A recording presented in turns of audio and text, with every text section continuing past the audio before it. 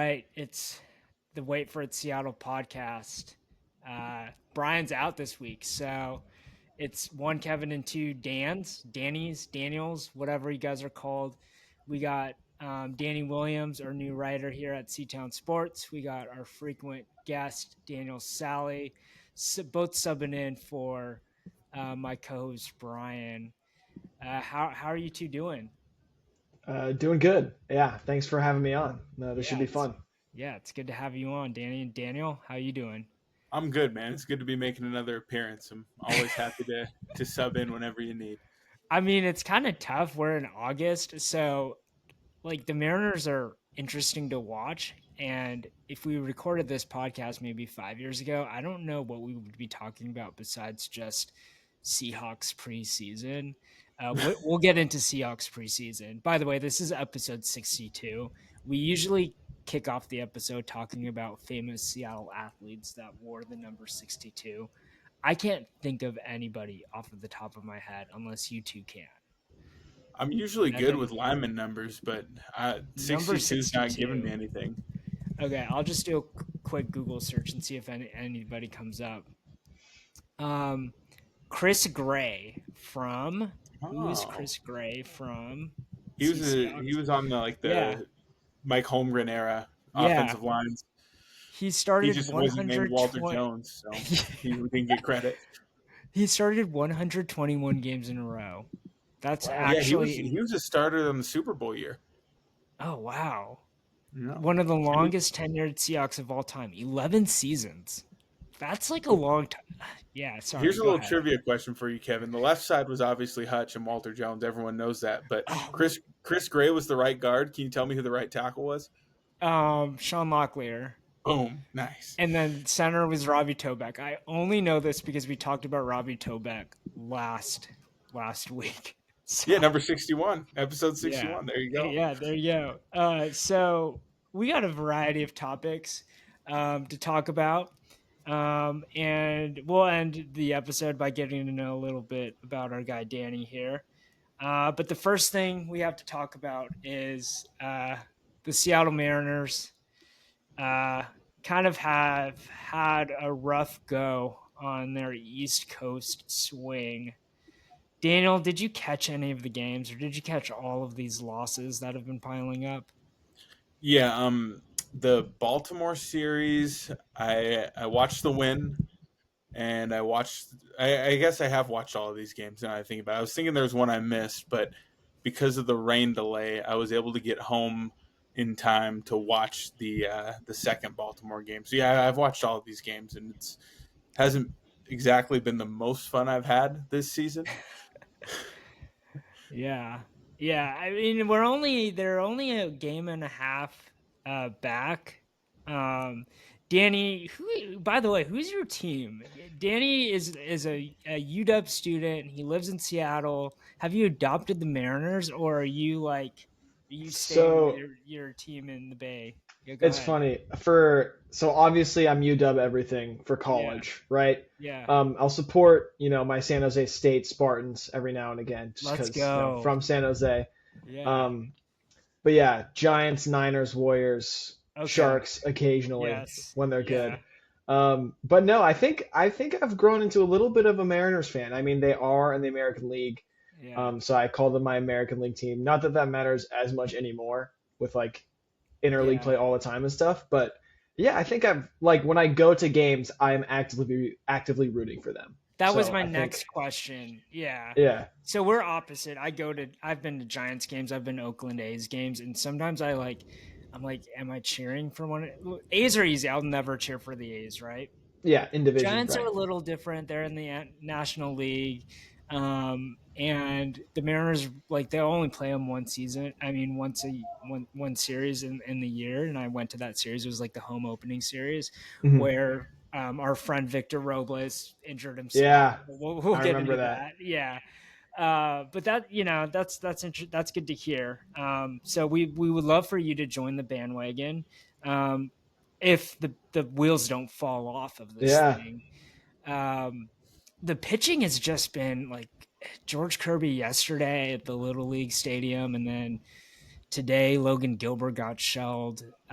That's the issue, which is nuts, but it is the pitching. I mean, the offense put up 7 runs today and they lost, right? Well, we've kind of seen a mix of everything on this road trip because like there was the 1-0 win in Baltimore, and then those last couple games against the Orioles, it didn't seem like we could do anything to get a run across. Yeah.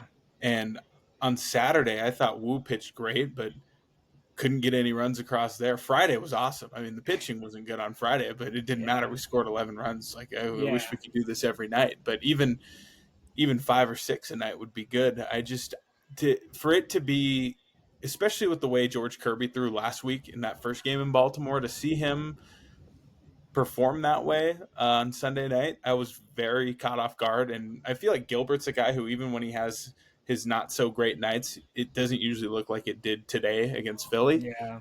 So that was also a little bit surprising. So I don't really know what to make of all that right now. I'm very grateful for the way Brian Wu has pitched all season long. To know that we're getting 6 innings out of him every time out has been huge, even when he doesn't have his best stuff. Yeah.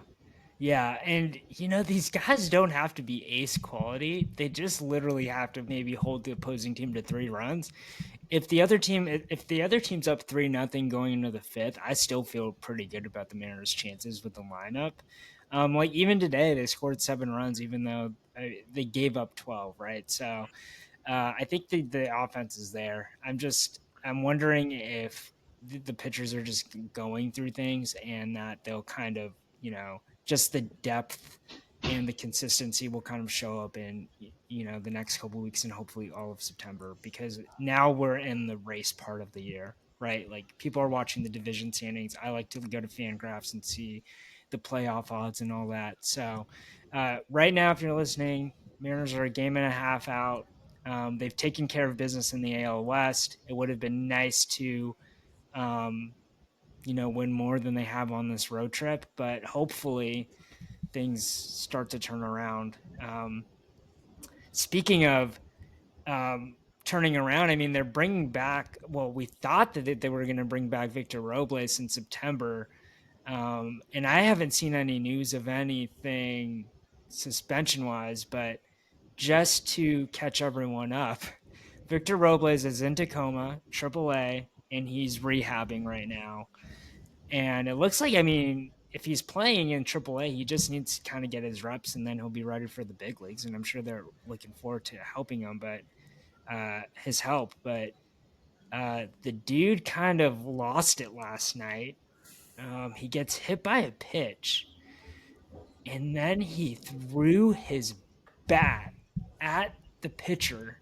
And the video clip, I keep on saying, you don't see the bat. I don't think that's on camera, so you don't know, like, did you like aim for the pitcher? What is your reaction to this? Like, what did you guys think? Well, for starters, I mean, I'm not going to sit here and act like I condone throwing bats at people. I don't. So I don't want it to sound that way. I understand the frustration he's feeling because he's been hit, I think, 4 times or five Yeah, since he and started one of his the other rehab stint. dude, yeah, I think same dude hit him earlier in the week is what I was reading. Yeah, so that's frustrating. And my understanding is that the same pitcher hit him in the big leagues last year while he was Okay, pitching so for the maybe A's. that was it. Yeah, yeah, yeah, So yeah. that's not great. You've been hit by the same guy at least 3 times, to our knowledge. I get it, and maybe he shouldn't have thrown the sunflower seeds on the field from the dugout when he was on his way out. That I don't want to condone any of this behavior. I understand the frustration and wanting to lash out after being hit again when you're just trying to work back. And the last thing you need to do when you're working back from an injury is hurt something else getting hit by a fastball. That's no fun either. But throwing the bat is wild, and it's very difficult to throw a baseball bat. The way he threw it, like to get that thing 60 feet and make it to the pitcher, like I don't think he's capable of doing that. So I don't imagine that thing came anywhere close to hitting the pitcher. Maybe that's me misunderstanding physics, though. Maybe it did get close. I don't know. Based on the reactions, it didn't seem like it got to that point. But I'm very. He doesn't strike me as the type of guy to do that. So I think that's where I was the most surprised. Yeah. Danny, I'm gonna put you on the spot. Like, what should the punishment? Should he be out for the season? So I kind of liken this. I've never seen someone throw a bat like that before after getting hit by a pitch in my life. The closest thing I could think of is, if you guys are familiar, this happened a while ago. It's a prominent memory in my sports fandom when Hunter Strickland threw at Bryce Harper, and Bryce Harper charged him and threw his helmet off at him, and he threw Yeah, his helmet and didn't even get close to hitting him. He just like spiked it on the ground. So like you were saying, Daniel, was impressive that like Victor Robles actually got the bat in the air. Yeah. Um, Well, like helmets but and I bats aren't easy things to yeah throw with the shapes of them too. yeah they're not meant to be thrown. Yeah. yeah, Um, so I think for like suspension purposes, it's weird because it's in AAA. yeah, So that kind of throws a wrench into things. But I think I don't know. I think it'll definitely be he'll miss some time for sure. I don't want to say mhm, it'll be anything super severe just because he didn't throw like any punches or anything. I think that's the yeah. big thing. So I don't know. I think at the most 10 games would be my guess at the Okay, most. that would But be nice. That I think. I mean, maybe I'm just like so aggressive. I'm like, that's a bat. Like you used a yeah, weapon. You like I and no one knows. Like I don't know how close it was to this dude's like body. Maybe it was just completely off. Like yeah, Robles was like, dude definitely lost his cool. And yeah. all of us have been around sports long enough to know that like we've been around people that lose their cool. So I'm specifically thinking of an LMU basketball practice where a coach was just so upset during the practice and and I'm sharing all these stories because I feel like the statute of limitations has passed. Like none of these coaches coach together. Like I'm not like all these players don't even play basketball anymore. Anyways, the dude just punted like took a basketball in this like imagine if you're in heck ed and like someone took a basketball and just like punted that thing like as far as they could. And this coach just lost their cool, like just and took it out on this poor basketball, right? And like he just punted it in the in the gym with irregardless, like didn't care of like what it was gonna hit. Like there's lights in the ceiling, there's like an upper area where there's people working out. Like I could have been in the way, like I could have taken the punt, like he didn't care.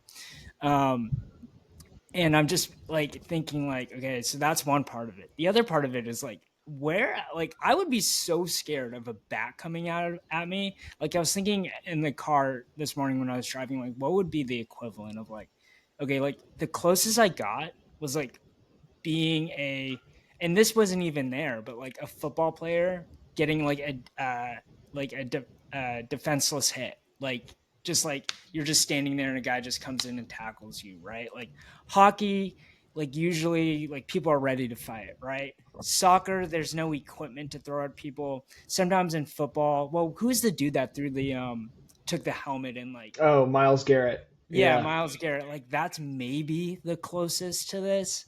And I just couldn't like basketball, you don't have equipment to throw like to use against another person. So Mhm. maybe the Miles Garrett thing um is the thing. But yeah. So 10 games. Daniel, do you think he's out for the season?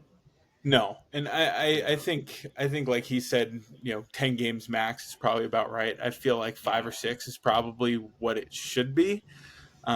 Maybe I'm off the mark here, but I feel like given this all the circumstances we've just discussed, I don't think he's going to be. Yeah, I don't think they're going to use this and give him the rest of the year or one of the lengthier suspensions like we see when someone gets popped Yeah. for PEDs or something like that. Like, Yeah. I mean, we've seen. I think Jose Ramirez when he punched out Tim Anderson last year only got like 5 or 6 games, maybe 10. Oh So I yeah. just I don't see it being that lofty of a suspension, especially given the fact that he'd been hit several times. I think that should be taken into account.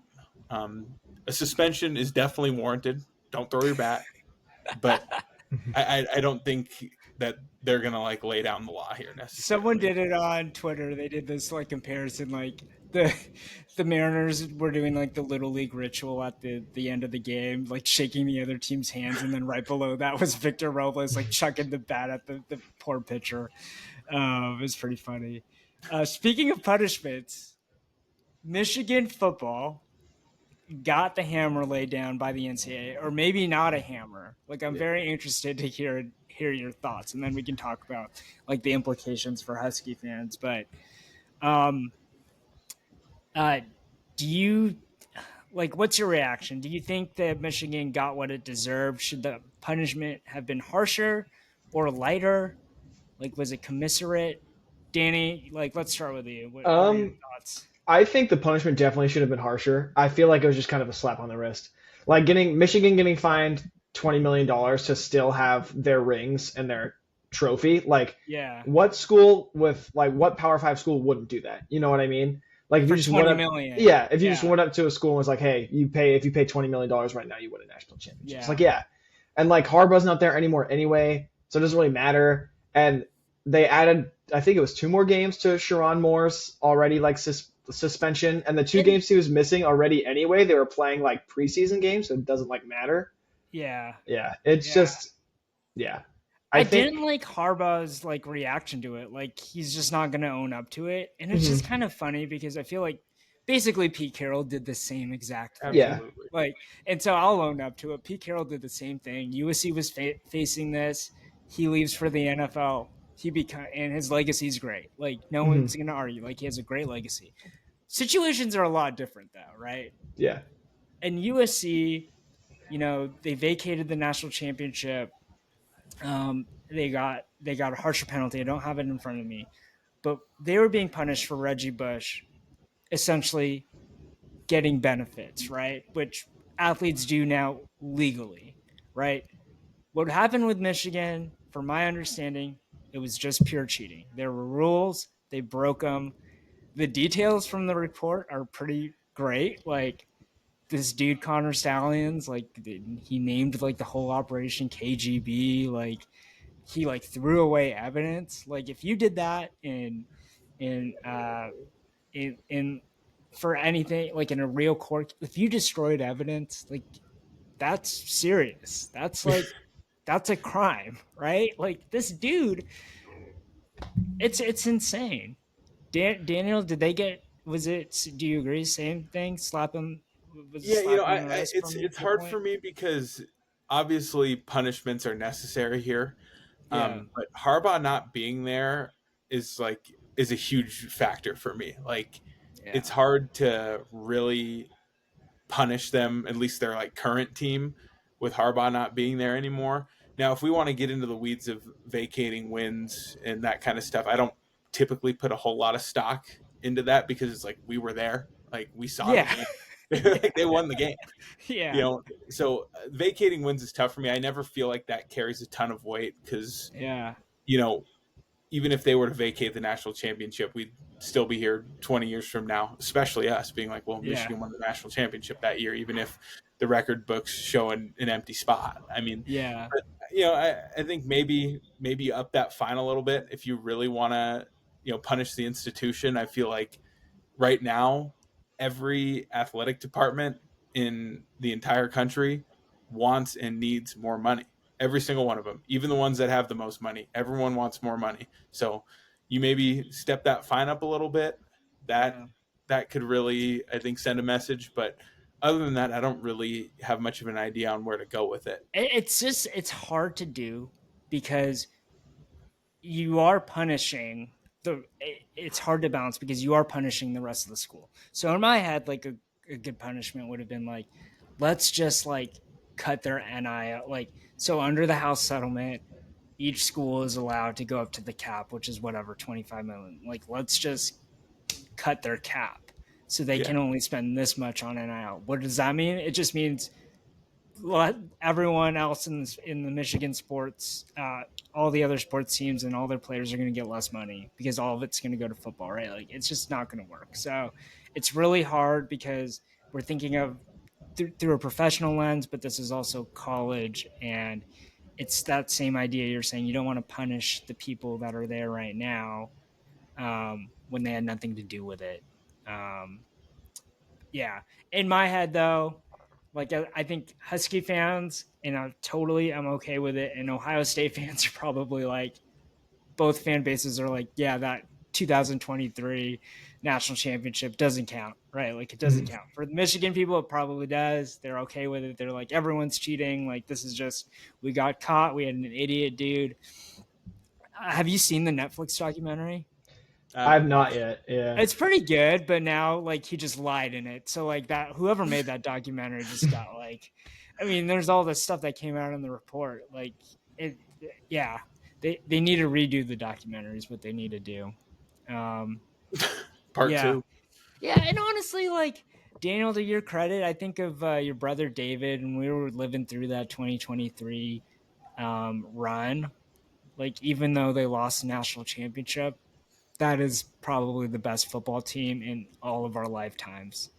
Just that entire Yeah, season, and like we can just think about how great it was, and like yeah. yeah, sure I'm they never going to lost the try and national claim that championship. national championship, though. I'll Yeah, tell you that much. Like, yeah. it would be But one thing if they like blew us out of the water schematically and did something crazy. Like they got pressure with 4. That's why they beat us. They were the only team all year that could get pressure with 4 against yeah, a Joe Moore award-winning offensive line. yeah, yeah. So Um, credit to their players. and it just adds kind of like spice to the rivalry, right? Like now this game going into Michigan, like Husky fans, like there was already spice to the rivalry before the national championship, but this is kind of like a renewed thing. Like Michigan's always going to be circled.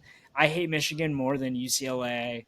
I kind of hate them more than USC at this point. Yeah, Like, yeah, so they've been. I'd say after Oregon, it could be Michigan, or no, after Oregon, Wazoo, and then maybe Michigan.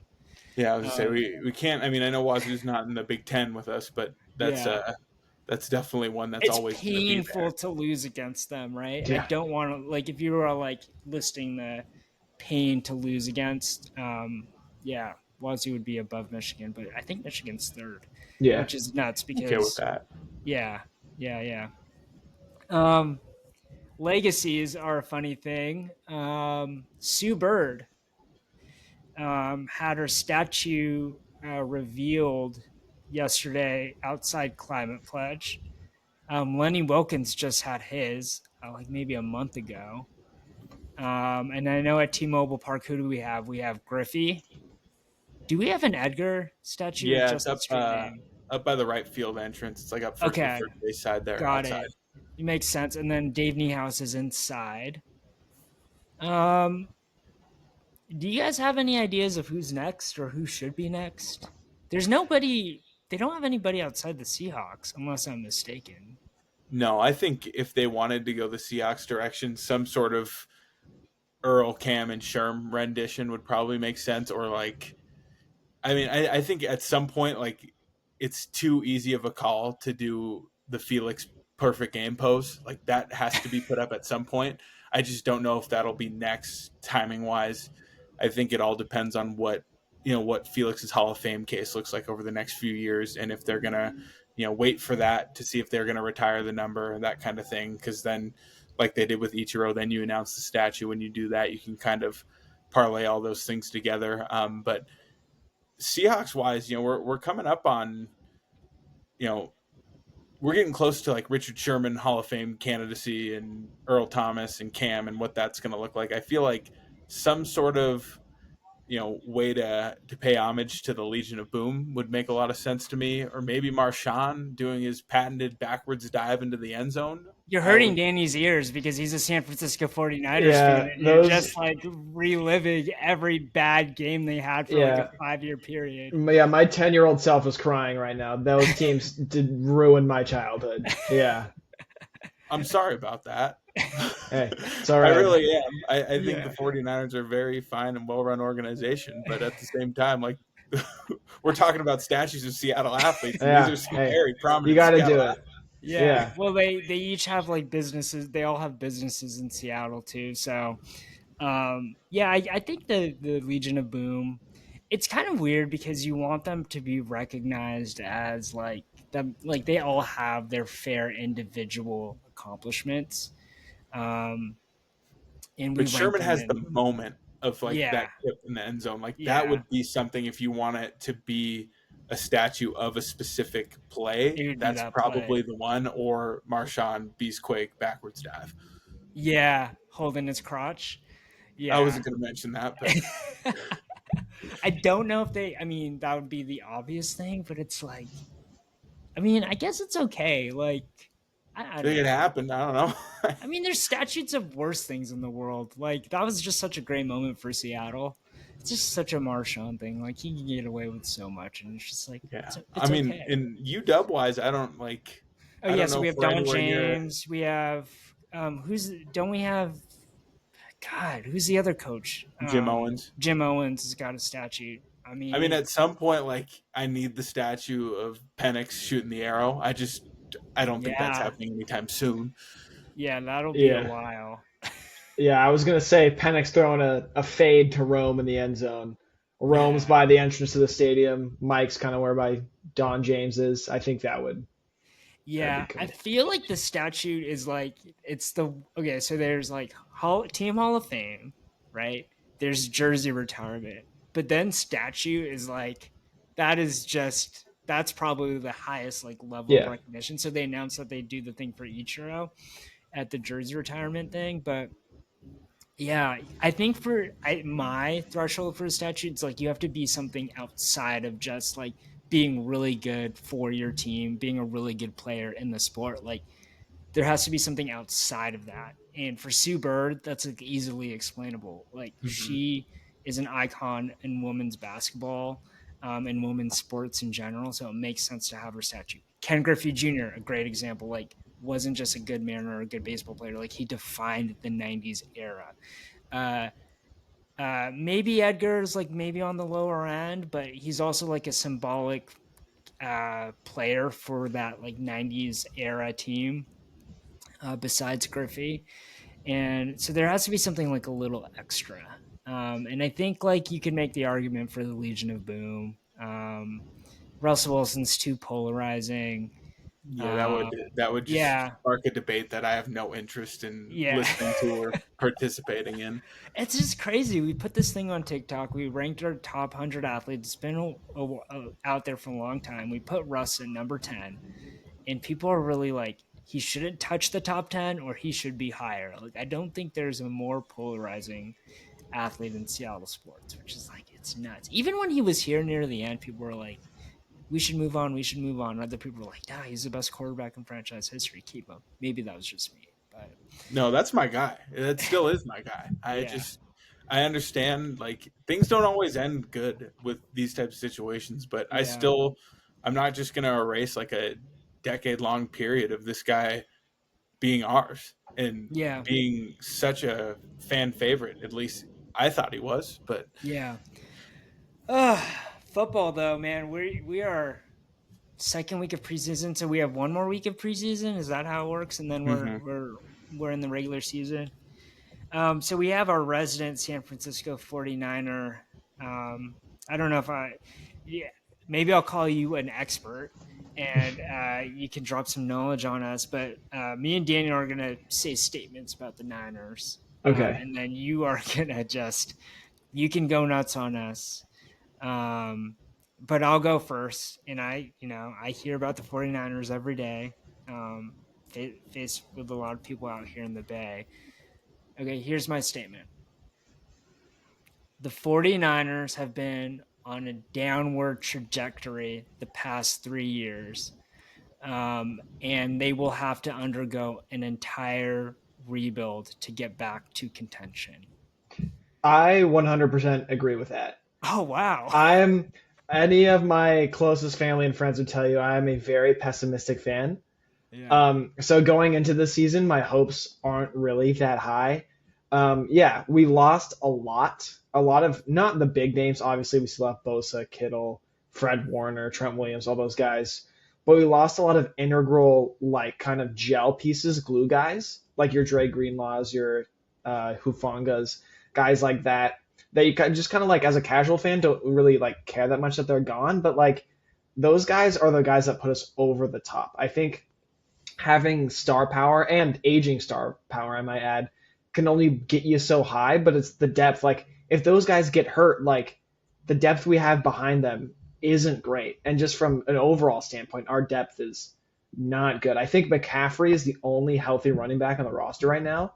I think Patrick Taylor got hurt against the Raiders in the last preseason game. So yeah, I agree with that.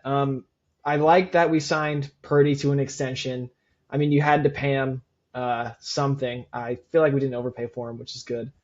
But yeah, I think I agree. I don't think this kind of core has enough left in the tank to make another super like deep push. I think they could still make the playoffs, maybe sneak in there as like this. The NFC West this year is weird. There's no real like clear cut favorite. So if they do win the division, they could sneak in. But yeah, I Yeah. don't think they're going deep It's anytime so soon. interesting because I think the Seahawks fans were under the illusion that they could kind of like get the same amount, like the team could be still as good as the 2014, 2015 versions of the team and, the years before that. But then it turned into just kind of playoff qualification mediocrity. Like I Hmm. don't know any other way to explain it. Like they get the wild card spot or they'd win the West, but then they lose in the first or second round and Yeah. they never touch the NFC championship again. And I think the Niners they could do that, but to win the Super Bowl, you have to be Chiefs level, you have to be like Eagles level, like you have to maintain, like you were saying, the depth of it all. Hmm. And um, maintaining some of the pieces isn't enough. Um, so, uh, I mean, wide open. I don't know. We'll see. Daniel, what's your question for? What do you got lined up for Danny here? Is it we're still on statements? Yeah. Yeah, yeah, yeah. Okay. My statement is that Kyle Shanahan is still one of the 5 best coaches in football, and I think as long as he's there, they're a threat to compete. And I don't know if it's Super Bowl contention necessarily, but I think in a division like you just said that's wide open, when you have that guy calling the shots, you have capable quarterback play. I think their defense is still going to be strong. They still scare me a little bit, and that's because I know that guy knows how to dial up a run game, and that's terrifying. Yeah. I'll buy that. Yeah, Kyle's the man. For all the people who say like, oh, he's a choker when it comes to like the big playoff games and stuff like that, I've never once blamed him for anything that's happened. And I've Winning's really witnessed. hard, man. Yeah, it is really hard. Yeah, a lot of teams would kill for the success the Niners have had the past couple of years. Um, yeah, I agree. Like his schemes and what he has and what he's able to work with like the pieces we have, it's brilliant. Like turning guys you've never heard of into almost 1,000-yard rushers. It seems like he does it every year. So yeah, that he's never a guy I've questioned. And I almost kind of feel bad for him at some points. Like when he came here in 2017, I believe, until now, he's progressively gotten more gray and more like he always kind of carries more of a scowl on his face now. And I think he's just so sick of people like blaming him for what's going on. Yeah. Yeah, so yeah, I buy that. I'm a big Kyle fan. Yeah. So Yeah, let me go ahead, Daniel. No, I no, was no, just no, gonna go say, I ahead. think things are a little complicated. Like going into this year, you just have like you mentioned the running backs already, but the receiver room things are a little up in the air. And you got a guy like Kittle who's getting older, McCaffrey's getting older, and I think Brock Purdy is a lot better than people give him credit for. But at the end of the day, like this is where a guy like Kyle Shanahan proves how good he is. When it's a team like this, we're going in, there's a lot of unknowns where by week 8, we could be like, wow, how did we not see this coming? Like these receivers we've never heard of are productive. These linemen we've never heard of are making cases to be all pro guys. Like, I don't know. I think bringing Rob Saleh back on the other side of the Hmm. ball to run their defense is probably a good thing. They really seem to like him there. Forgot he came back. And Yeah. you still have, I mean, I think Fred Warner undoubtedly has been the best linebacker in football the last 5 years. So I think what you said, Kevin, about Super Bowl contention and that might require a rebuild, I think you're probably right there, but that doesn't mean that I'm not a little bit scared of them in the West this season. Oh yeah, I mean they're the Niners, right? Yeah. I'm interested to see what their over under is for wins on the season. I actually should look that up. Um, anything else on the Niners? I mean, Danny, what do you got for us on the Seahawks? So I've been cooking one up. I was thinking about this before the episode. I'm I know a lot of people are down on Sam Darnold right now just because of how he played against the Rams in that playoff game. But I'm going to say this. I think the Seahawks will be a top 5 passing offense in the NFL this year. And I think JSN will be top 5 in receiving yards in the That NFL. is This damn. sounds I don't great to know. me. Yeah, I'm it in. sounds great, but I don't know if I dude, mean, I don't know if I could buy it because I'm like everyone else. I wish I was high on Sam Darnold, but I'm high on Sam Darnold. dude, he's like maybe the worst quarterback in the division, right? well, it Yeah, depends on if Stafford's Yeah. healthy or not, Yeah, right? exactly.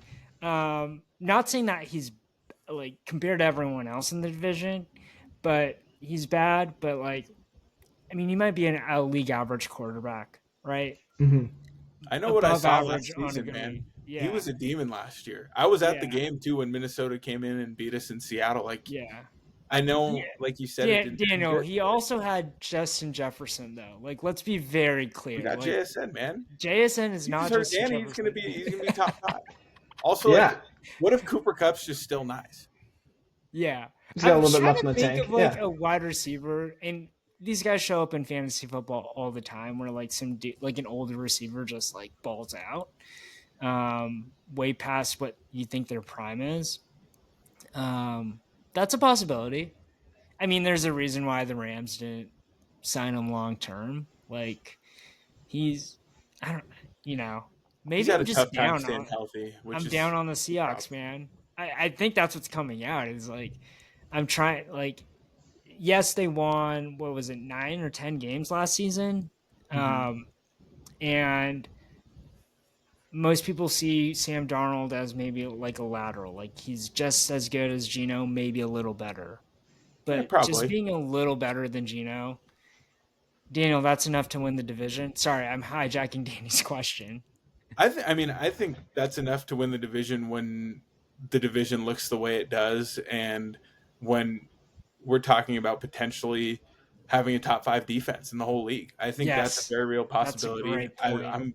I really like Mike McDonald, and the reason I was high on our offseason is because it seemed like there were moves to fit the identity of the head coach, which I appreciated.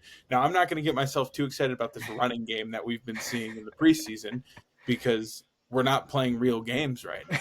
But Yeah, I do think that Kubiak was a sensible hire to run the offense. I yeah, think Darnold, like you said, is probably lateral, but you also get younger there and you get cheaper there, which I appreciated. And you have a guy that just I got to imagine he's feeling good this offseason compared to years past, just because he finally put it together and had a season that was really productive, which yeah, hadn't happened before. yeah. I think cuts are coming up too. I wonder if our boy Alfonso Tupatala is going to make the Seahawks I would love roster. that. Signed him 8 days ago. Maybe a train. Maybe he'll get one of those. What is it called? Practice squad. Practice squad. Yeah. Practice squad signs. Danny, anything else on the Seahawks? What else you got for us? I was just gonna say, Kevin, you and Daniel both said that Sam Darnold is kind of a lateral move to Geno Smith, and it, I'm just looking up right now. Geno Smith, I believe, was top 5 in passing yards 2 years ago. Yeah. So if he's Yeah. a lateral move, then Sam Darnold, people forget before last year, Sam Darnold was the backup to Brock Purdy for us in 2023. I forgot. Yeah, and when he'd come in, he wouldn't be a backup quarterback who just like hand it off or like throw like a check down. He likes to throw. He's not afraid to sling it around the field. And I said passing yards, not necessarily touchdowns, so he could throw a lot of picks, but he'll throw it a lot. So Yeah. I mean, hey, he was the quarterback in 2016 starting for USC that beat that team, handed UW its only loss in the regular season. yeah. So that came across my TikTok, and I was like, I'm supposed to be getting like UW highlights, right? Because that's the algorithm. But then I got to the Sam Darnold 2016 game, and I was like, wait, this is not like I don't remember this game from the 2016 season, and it's 2016 season, and it's for good reason. Like I blocked it out of my memory because it was like the one weird game they lost. I think it was like 16-13. I didn't even look at the score. Yeah, it was But low scoring. yeah, Darnold was the quarterback. And it was at Husky Stadium, crazy enough, like that they Yeah. lost that game. So Blackout crowd. We wore the all black uniforms, I think, with like the veterans patches on them, oh god. and like the Yeah. American flag decal on the helmet. Yeah. But Yeah. that game's also the reason Coach Pete he didn't like going away from just the traditional purple golds at home. After that, I Yeah. don't think we ever did it again. I Yeah. like that take a lot. I like that take. It Yeah. brings me back, the alternate jerseys brings me back to the Arizona State game from 2023. We Oh wore god. the all purple with the chrome helmets. I'm like, this is a recipe for Oh god. disaster. Yeah. And then lo and Oh behold, man. The Yeah. helmet we have is too good to go away from. yeah, That's how Yeah. I exactly. feel. The Yeah. Yeah. gold helmet, like that's a strong lid. Yeah. Yeah. And it's classic with the stripes too. Um anyway, so like yeah. I mean, hopefully Sam Darnold, USC to Seahawks, right? Pete Carroll had success. Maybe he can follow up on that and end his career here and get us to the Super Bowl, right? I I don't think Hey, people protect the believe ball, that. man. That's all I need. Yeah, yeah, yeah. Um, yeah, I got to give him a chance. We had Luke Braun here who does Locked On for the Vikings, and he was high on Sam Darnold. He said if you give him a chance and just let him sling it and be okay with a 2 interception game, then you'll enjoy him. If you want him to be like a 3 touchdown, 4 touchdown guy with maybe one pick, like your expectations are too high and you're not going to enjoy it. But I don't think the Seahawks need that with this offense. They just need someone that can take care of the ball, sling it, keep the pass defense honest, and then run the ball, or keep the run defense honest. Right? Like that's I what just you think need. things went stale last year with Gino with some of the red zone turnovers. It's like that. Yeah. It's not that you're throwing a pick; it's the timeliness of them. It's the down and distance. It's where you're at on the field. I mean, that type of stuff was. There were some games where that type of stuff killed us, and I would love to steer away from that. And hopefully, new OC, new QB. Kevin Yeah. O'Connell really seemed to like Sam Darnold. The guys in the Vikings locker room really seemed to like him, and I think Gino was well liked here. So I don't want to Yeah. It's just sound like he always wasn't. But weird because I do think there's a level of like Mike McDonald comes in and Geno Smith is not his dude. And granted, Mike McDonald's a defensive coach, but I wonder if there's like a level to that because Geno Smith goes to Las Vegas, joins Pete, and that's Pete's dude, right? yeah, Like they're bored. Pete's the one that gave him the chance. Pete's the one that saw him thrive, and basically he had his comeback with the Seahawks. And I sometimes think like with a new head coach, if you really want to like implement your legacy, you need to bring in your dudes. I think there is a level of that with Kubiak, and then them bringing it like drafting a fullback. Like, right, this is a very like, all right, we want to have like this type of offense, kind of maybe want to mirror the 49ers, right, and have be creative in the run game and in the pass game more so than what Pete Carroll was all about, right? So interesting stuff. I'm looking forward to the season, Danny. We're gonna have you on to talk the Niners. I'm planning on having you on talk the Niners, previewing the game, which is like week 1, right? Like Yeah. Mm-hmm. we're gonna have you on again and just like grill you on the matchups and stuff. So that'll be fun. Okay, let's move on. What do we got next? So we got. Oh God, Taylor Swift. I don't know if you guys listened to the 2-hour video interview on the Kelsey's podcast, New Heights. I mean, I listened to an hour of it. She talks the entire time, and it's not that bad. Um, you listen about like how someone learned about football for the first time, right? Like it's a pretty extreme example. Like Taylor Swift learning about football from like her NFL star boyfriend. My question for you guys is, are are you tired of it, or are you excited by Taylor Swift being in the NFL? It's a weird question. Brian would maybe just like tell me to shut up, but I'm actually very interested in hearing what you guys have to say about the phenomenon. Danny, you Um, go ahead. I might be long winded. all right. You know, I was very tired. Um, especially because the Chiefs beat the Niners in the Super Bowl. I'm like, this is how could it get worse than this? Just they just kept showing her, man. Um, but no, after seeing the Chiefs lose to the Eagles, I kind of want it to happen again, just so she can feel what it feels like to be just like a miserable NFL fan. I Like love it. be super invested in your team and then just have crushing heartbreak at the end because that's what all Yeah. of us have to deal with. Yeah. So I think that's good. But in terms of like just the NFL pushing her like as an agenda, I think I'm still a little tired. I did not listen to any of the podcast hand up, but I did see about all 15 of the clips that the NFL posted on their Instagram Oh, account. they were posting things on the. Oh Wow. yeah.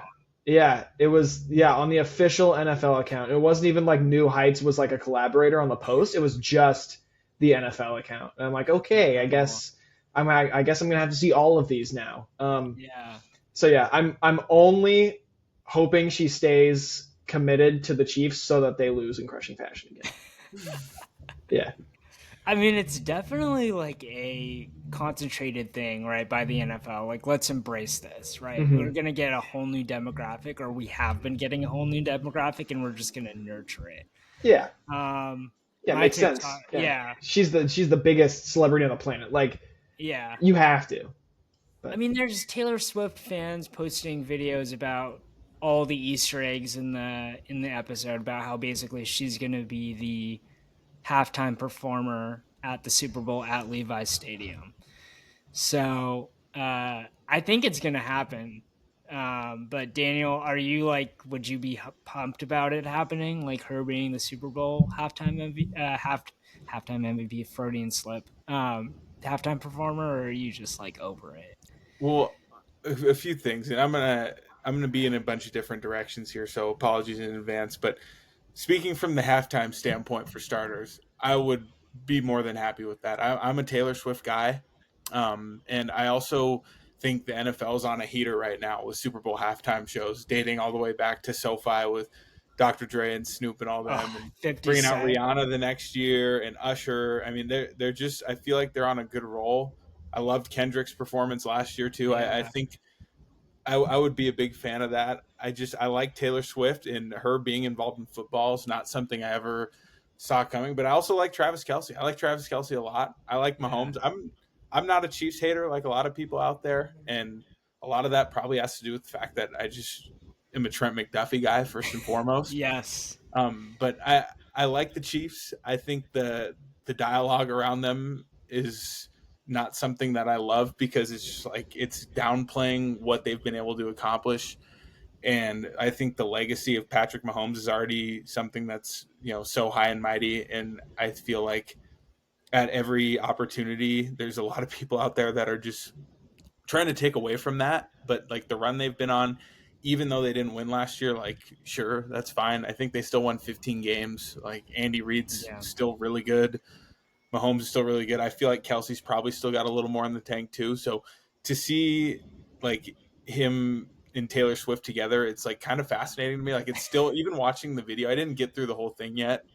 Yeah. Like you, I watched like the first hour, but it's like it doesn't even feel real. It's like how are these two people together? But then you watch it and like Taylor It's Swift in like, the interview is just like kind of normal, which is cool. yeah, it's And like it's it's so Kelsey's like interesting. enamored by Yeah. her. It's so fascinating. Like they're sitting right there next to each other, and when she's talking, he's just in awe. And I'm like, I There's a gotta get behind this. This is there's a great. portion of the interview where Taylor Swift is talking about how when she heard the news that she got ownership over her masters, which are her songs, and she was describing the scene where they were living, and she was like, "Yeah, Travis was just like playing video games."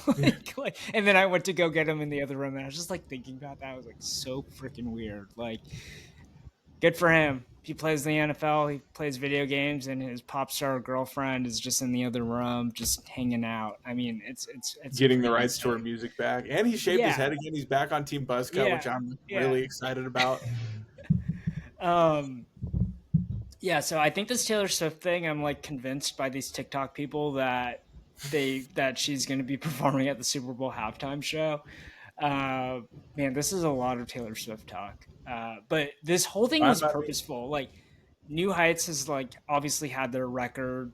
Like it's like the most watched podcast ever. I mean, amongst their episodes, I don't know. I mean, it's just like a clip is getting millions of views, and then for her, right? Like this is also purposeful. Like I don't know how many NFL fans will become Taylor Swift fans. I think it's more the other way around. Like Taylor Swift fans will become NFL fans. But it's just all very fascinating. It is like it's way better and way cooler than Russell Wilson and Sierra. Like Russell Wilson got worse, right? And there's no coincidence that you guys can hear sirens in the background because that was such a like they just became so cringe, and maybe people get cringy over Taylor and Travis, but I don't get the same vibe that I got from Russ. And I love Russ, but that whole thing, I wanted Russ to be more cringe. I'm like, this is just who this guy is. I'm like, he seems happy. I'm happy. This is great. yeah. Yeah, I mean, I'm rooting for him now. Like, I want him to just ball out and be like comeback player of the year. I don't know if that's possible being a New York Giant, but like that'd be cool.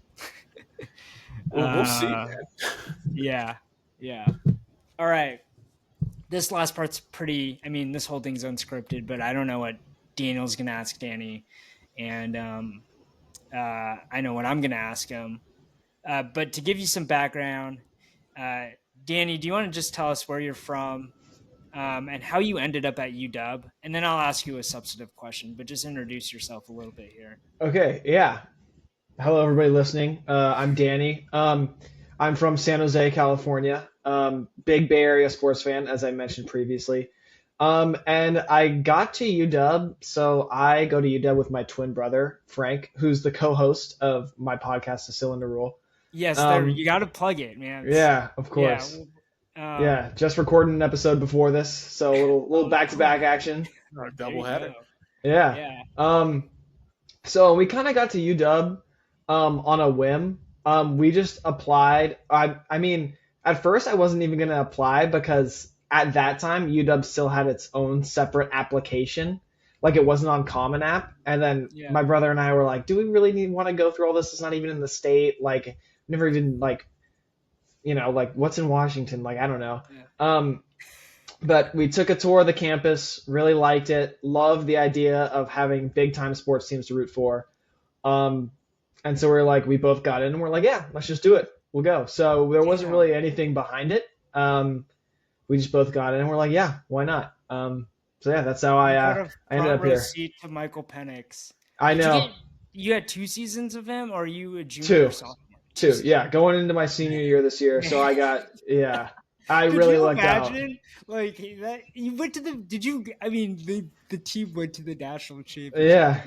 There's Husky fans that have suffered their entire lives. No, I know. On campus, and they just have the most magical seasons. It was incredible.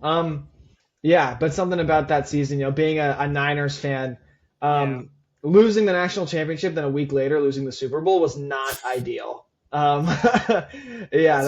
was a tough 2-week stretch. But yeah, other than that, it's been super great. I'm also a big UW basketball guy, which has been pretty unfortunate.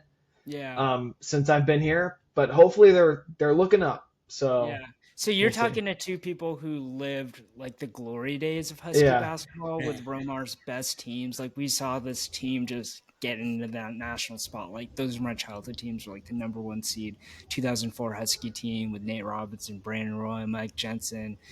I could just name them all. And then we had names that nobody's ever heard of. Yeah, Ryan Appleby. Like I could just rattle them off, right? And I know Daniel's a huge Coach Sprinkle fan as well. Okay, here's my actual Bay Area question, Daniel. I hope this doesn't steal your thunder, but the legacy of Barry Bonds. Oh, okay. Okay, so. All right.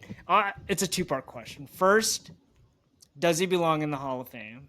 And then the second question, do you think, how would you describe how he's viewed in the Bay Area? Because I think that's a very, maybe the 2 questions are linked.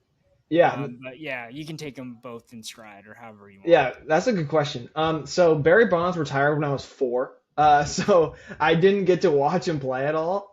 Yeah. But from what my dad is obviously a huge Bay Area sports fan as well, and he does not like Barry Bonds at all. Oh, that's so Um, interesting. he was just he was just an ass. I don't know if I can curse or Yeah. not on this, but yeah, he was an ass.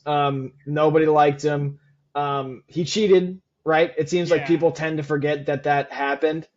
Yeah. Um, so yeah, I believe he's makes it to the Hall of Fame. No, I don't really want him to. Oh, Um, so I thought you were gonna go the no, completely other no way. way, no. Oh That wow. he wasn't a part of my childhood. Yeah. So I don't really have like the same like love for him as a lot of Yeah. Giants fans.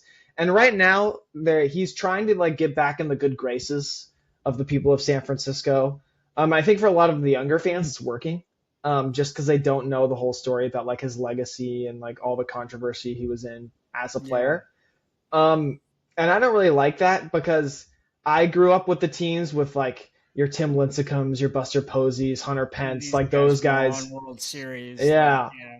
yeah, and they were good dudes, right? You look at those Yeah. guys like, man, like that's a guy I like watching play, and I'm proud that he's on my team, you know. Yeah. So and my dad and my brother and I, we have this running bit where it's like whenever the Giants have a big game or the Warriors have a big game, it's like, oh, there's a special guest in the crowd, and it's Barry Bonds. They always lose every time. I want to try and look it up to see if I'm correct, but every single time, the one that comes to mind is Game 5 of the NLDS when the Giants had their crazy season in Yeah. 2021. He was like, "Oh, we're having a special guest throughout the first pitch," and then all three of us were like, "Please be Tim Lincecum." I know UW guy, Giants legend, Yeah. obviously. It'll never. Tim is like It's a never, yeah, he's a worthless. he's a Yeah. ghost, yeah. Yeah. You'll never see him again in public. But Yeah. sure enough, it was Barry Bonds, and we went on to He lose that was. series. Yeah. So But he's got to stay away from the Valkyries who are about to make a playoff push here and not show up and any yeah, drama. yeah, yeah. I don't need him anywhere near my Giants right now. They're already in Yeah. a tough spot, so Yeah. yeah. Daniel, you got something for Danny? Yeah, I mean, I was gonna kind of go along similar lines, talking about Barry Bonds, Oh shoot, especially I with took your on there. fire, man. I'm Hey, that's sorry. fine. That's fine. You know me. You know I can act on my feet a little bit. So I'll kind of transition a little bit more through a basketball lens here, and bear with me as I kind of piece this question together. But for you, obviously, given what you've said and where you're at age wise now, obviously the heyday of the Warriors, I imagine, is probably your best stretch of sports fandom that you've ever had. So for you, I want to know what your feelings are on Kevin Durant, because mm, he obviously, I mean, I think he's someone where there's a few different fan bases out there now who have kind of, maybe troubled's not the best word, but for lack of a better term, like kind of a troubled relationship with him, or kind of a foggy lens to look at him through. I want to know what your feelings are on KD. yeah. So I don't really have any qualms with Kevin Durant. And that kind of goes along the lines of like how good of a superstar like Steph Curry is, because he was just able to seamlessly come into a team that won 73 games the year before and then just play elite basketball the entire year. That 2017 Warriors team is the best basketball team of all time. I will die on that hill. I agree Um, strongly. yeah. So yeah, when he was playing, I mean, you can only play with Draymond Green for so long and not want to pull your hair out. So I don't really blame him for kind of how it ended at the end. But yeah, when he was on the team, I never really thought like, oh, he didn't fit in, or he was being a slacker, or was making any like remarks about like the team or whatever. So yeah, I enjoyed his time a lot. I mean, the winning obviously helped, but yeah, I think he kind of hit that kind of personality of kind of wanting out early and being a slacker and blaming other parts of the team after he left the Warriors. And I think I would have had a little bit more disdain for him if we didn't win again in 2022. But yeah, I totally enjoyed his time, and I didn't really have any problems with him at all. And like I said, the whole Draymond thing, I mean, we saw it with Jordan Poole, obviously, a couple years ago too. So But So yeah, I yeah. out of like the biggest San Francisco sports stars of the last, we'll say 10 to 15 years, like you got Steph, you got Posey. I don't even know who I'd pick for the Niners. Maybe like a guy like Patrick Willis or something. Who's like your all time favorite San Francisco athlete? So mine's kind of not an odd one, but a pick most people probably wouldn't go with. Mine's Clay Thompson. He was my favorite player growing up. I wish I it was want to, Naku yeah, because I want to like him so bad, and I do, but like, man, yeah. Yeah, he's my favorite player growing up. I wanted to always play like him when I was playing basketball in middle school. I Yeah. had his shoes when they came out, the Antas. Yeah, he was my guy. I remember I was in fifth grade when he scored 37 points in a quarter. That was awesome. I forgot that happened. I still go back and watch that video probably at least 3 times a year. And it's one of the only like YouTube videos that makes me like physically emotional watching it, just because it's so awesome. Yeah. But yeah, he was my guy. Yeah, and then for baseball, growing up, my guy was Joe Panic, second baseman, slap hitting Joe Panic. Yeah. And then for football, when I was growing up playing football, I was a DB. I played safety. So my guy was Eric Reed growing up on those late Harbaugh teams. Yeah. Goldson, Husky legend. Yeah. No. Yeah. Yeah. Goldson and Whitner, they were hard hitters, man. Yeah. Those teams were fun. Yeah. Those Harbaugh teams. To me, it's always good to ask these types of questions because, like, I think you go around and like anyone who's really entrenched in like a certain city and with those teams, like they're always. I think everyone loves like the stars, but I would never sit here and tell you that like, Ken Griffey's my favorite Mariner. I love him and I love Felix, but like I also love like Kyle Seager and like guys like that who are kind of just or Edwin Diaz, 57 save version Edwin Diaz. Hey, I got my Edwin Diaz jersey blessed by the Pope, man. Yeah, that's gotta happen. Stuff. One last question because we're on this jersey retirement thing and legacy and statute. So, okay, I think everyone here can agree Curry's jersey is going to get retired. Thompson's jersey is probably going to get retired. I mean, Iguodala's jersey was retired in February. Do you also retire Durant's jersey, and do you also retire Draymond's jersey? I think Draymond jersey is an absolute lock. Okay. For me, the question for Draymond would be statue or not. I think he's reached that level. Okay. I think Durant's jersey gets retired. I think Iguodala kind of set the bar. Yeah. I mean, I love Iguodala. He was the man. But he wasn't like a superstar with us. He was like in the Hall of Fame of glue guys. He's first ballot, but like he wasn't like a superstar for us. And so I think that since his jersey got retired, and I mean Durant won 2 Finals MVPs. Yeah. So I feel like he's kind of like the Randy Johnson of NBA because when Durant retires, there's gonna be legitimate questions like where does he enter? Yeah. Like if he had to represent a team, and I think it might be the Warriors just because he won the 2 championships, he got the 2 Finals MVPs, and it was a short stint, but it was a short stint everywhere he's been seemingly. Like he had a run with the Thunder. Mm-hmm. Same thing with Randy Johnson, right? Like had a long run with the Mariners, was with the Astros, but then had like a good stint, like 3, 4, 5 years with the Diamondbacks, and that was enough. So a weird parallel that I've drawn in my head with this knowledge of like thinking about the Hall of Fame and legacies. But yeah, I guess Durant goes in. I mean, I don't know if they do that with the Basketball Hall of Fame. I don't think they do. If they did, that's a good hypothetical. Yeah. Yeah, it would be the Warriors, and I guess his jersey gets retired then too, right? Yeah. Like the 2 Finals MVPs. I'm like, yeah, that locks it up. Yeah, I think so. Yeah. Great point. Yeah. Well, it was great chatting with you guys, man. We covered Taylor Swift. We covered Steph Curry. We covered Clay. Victor Robles. Thank you guys for joining me. Yeah, Mike Jensen, Ryan Appleby, we got the Ryan Appleby shout out in. Danny, you got to know these. I mean, I'm sure you've heard Ryan Appleby, but he is best 3-point shooter in Husky basketball. Although I don't think he holds any records. Yeah. Danny, I had my bachelor party I think it was 2021. we ended the night just passing around the YouTube Bluetooth, and we were just playing our favorite YouTube videos. Half of these were like Husky highlights from the mid That's 2000s, awesome. like the Brandon Roy mixtape. God, That's you awesome. talk about physical reactions to watch Yeah. YouTube videos like a Brandon Roy highlight tape. Oh God, so smooth, smoothest basketball player ever. Uh, we got to end on that note, guys. Thanks for joining, and we'll see you again on this podcast. Yeah. Looking forward to it. Thanks for joining.